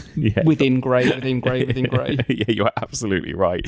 And it's amazing as well, considering that very, very simple conceit, how it's like 2 hours long, right? Do you ever find that it dips or anything, or does Fincher do a good job of kind of like keeping that momentum up? Yeah, throughout? I mean, I could have another hour of it. Yeah. I love it. It's so much fun. It's great when they switch it up. So like the moment when the burglars get into the panic room with the daughter and Jodie Foster is out of the room, you know, like the way they switch the different dynamics and combinations of who is where at any given point is cool. Because there's always this sense of like what's gonna, like, you're always thinking with them. It's like that kind of thing, like the classic, like, oh, what would I do? But you're always like, oh, that's smart. Like, oh, there's something it's a very active film to watch. I think in the way that you're thinking along with it, you're kind of excited. It makes you literally like jump up and like yell at the TV. And I think there's something that, again, I think that's kind of can only really come from that simplicity of storytelling, that you can become part of it. You can like insert yourself within that film. I think that's really deliberate, and I think it's really clever the way that it's done. So for me, it doesn't dip because I'm never not in it. Yeah. You know? Yeah, I completely agree. And I think it does. He shifts the momentum and he shifts the dynamics as it goes on, and the characters are so interesting, and that I think it does an amazing job. Actually, I was thinking it because watching it again this week. I've seen this film a lot of times now, and I did think to myself at that moment when they first run into the panic room, shut the door, and I was like, right, we're 15 minutes into this 2 hours. Like, am I going to find this a bit of a slog now? I've seen this many times, but it never is. It really does move along, even rewatching it. I think, and also because I think it's such a technically incredible piece of filmmaking that it's actually really fun to just watch and think about how he sets up these things. Like how scenes speak to the next scene, which leads on to one thing, like the way he leaves kind of clues, the way. It's the way that he kind of mirrors scenes that follow on one from the next. It's really, really clever. There's something that's, for me, where sometimes with those films where they're so methodical, they can be distancing and they can feel cold. And actually, in every sense, Panic Room should be that. And he kind of does his best to make it that. Yes. But you can't get away from the fact that at the centre, the thing that he attracted him to is this really just fucking killer. Story that's just fundamentally exciting, and it goes back to what we said at the beginning of our chat, that the premise of that home invasion is so simple and pure, and I think it just taps into something in all of us that we are always going to be emotionally invested in that, no matter how coldly it is done in a way. I think it's I think it's interesting because I think Panic Room was I think of Fincher there's two halves to his career, and I think Panic Room is the end of the first half for me, and then the next half began with, it was Benjamin Button after that, wasn't it? Right, exactly. And it's and then it became, I think, there was that, maybe not quite so much with Fight Club, but that kind of first half where you had it was the rainy half. It was the rainy half. It was the kind of genre half. It was the kind of nasty little thrillers. Yes. Kind of half. Agreed. And, it's great. I love The Game. I love Seven. So good.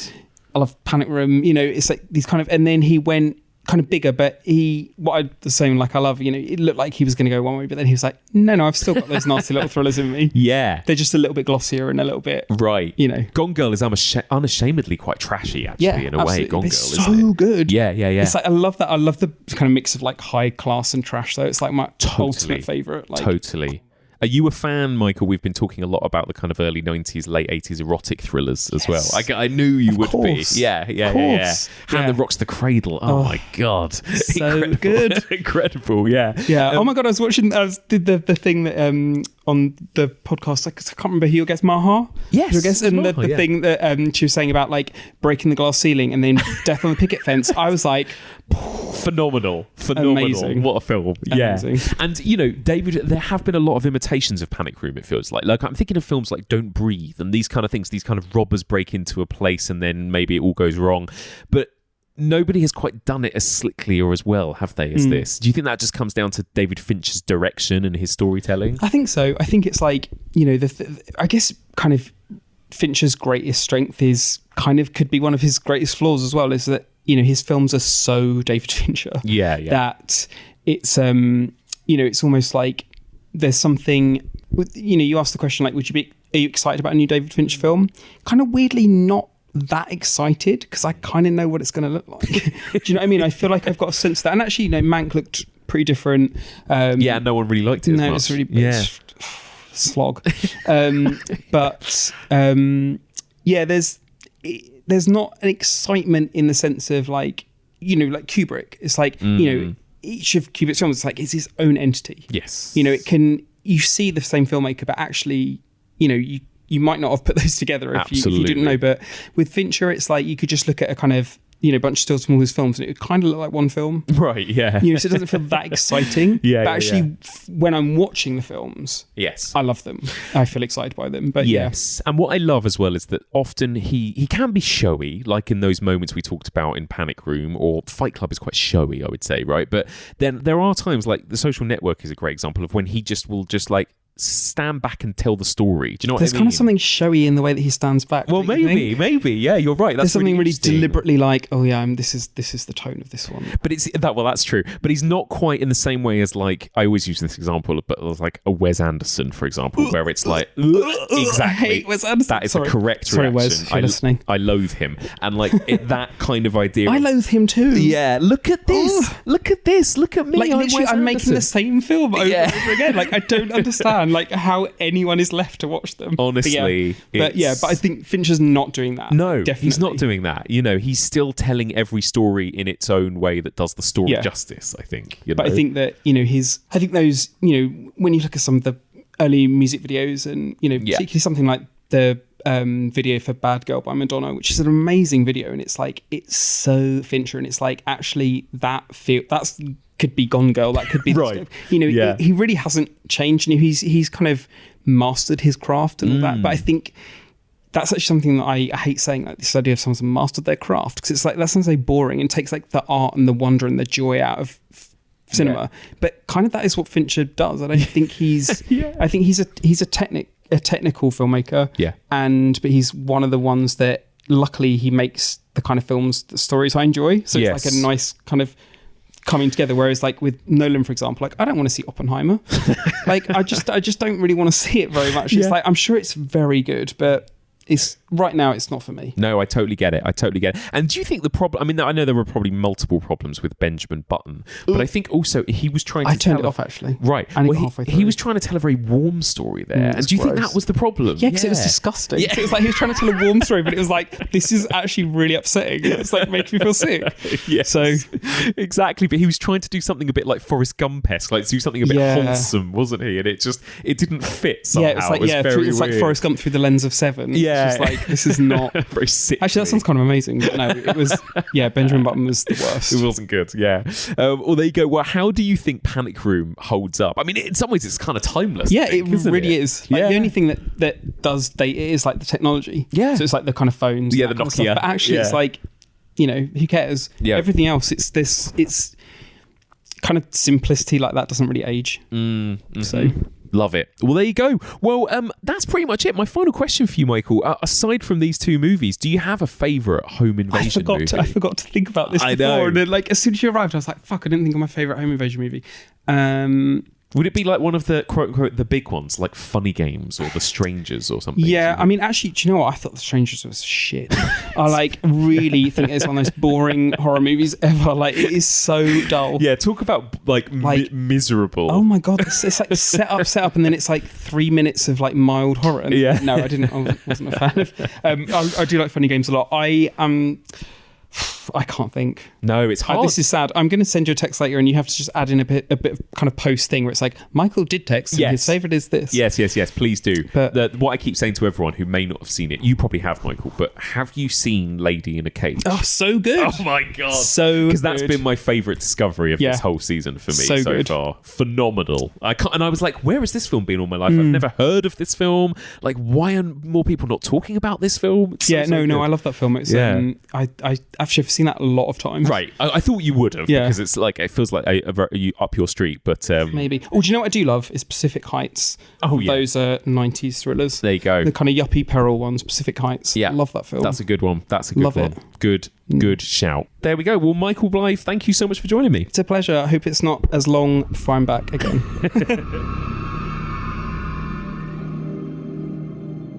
And that's it for this week. Thank you so much for listening. And one more time, a huge thank you to my brilliant guest, Michael Blyth. What a joy it is to have Michael back on the podcast. So let me know what you thought of this week's episode. What do you think of these two films? Do you love them as much as Michael and I do? Get in touch. You can email me, evolutionofhorror@gmail.com. You can also find us on all the socials. And if you follow us on Letterboxd, you will now see the complete list of every film we're going to be covering for the rest of the season. We've got so many incredible films coming up over the next few months. It's going to be good. You can find this podcast in all the usual podcast platforms, and if you get a spare minute, I'd be really grateful if you could drop us a little rating and review on Apple Podcasts, preferably a 5-star one. That would be nice. You know, don't just write an angry review about how much you hate Home Alone. That would be great, as every review is super helpful and helps us get discovered by new listeners.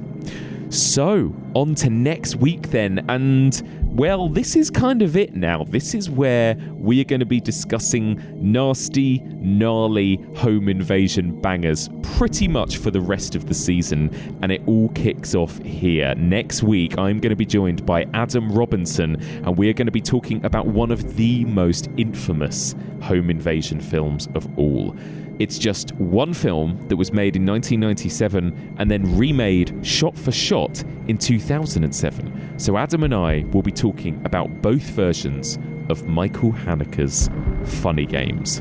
Strap yourselves in. Join us next week for all of this and more on the evolution of horror.